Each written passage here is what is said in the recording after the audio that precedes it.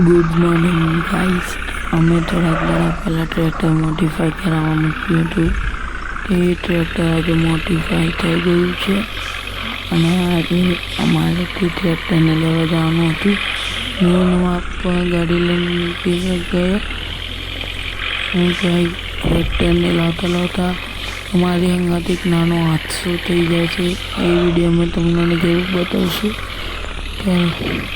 પહેલાં તો અમે લોકો ટ્રક લઈને નીકળી ગયા સીધા ગેરેજ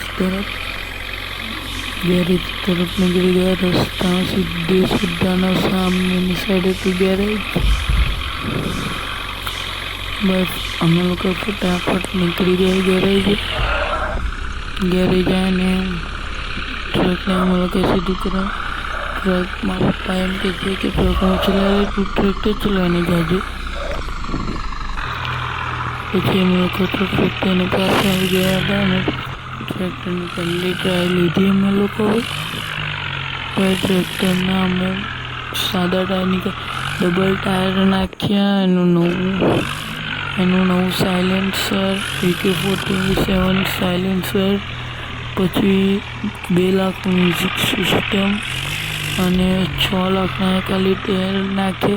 બંને બાજુ ડબલ ટાયર અને ભાઈ બમ્પરની જગ્યાએ અમે આગળની પ્લેટ નખાવી.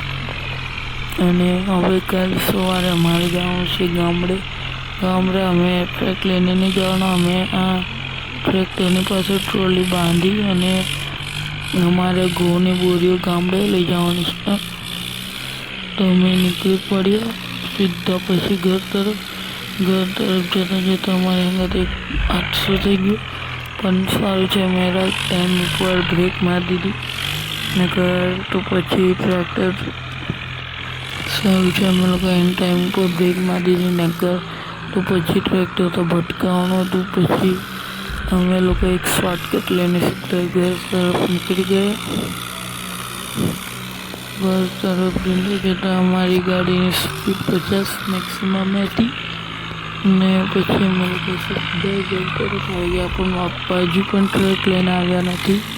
તો પછી અમે લોકોએ વિચાર કે અમે લોકો ટ્રેક્ટરને ત્યાં ઘરે મૂકીએ અને પછી અમે આને આગળ લાવ્યા. ધીમે અમે આને આગળ લાવી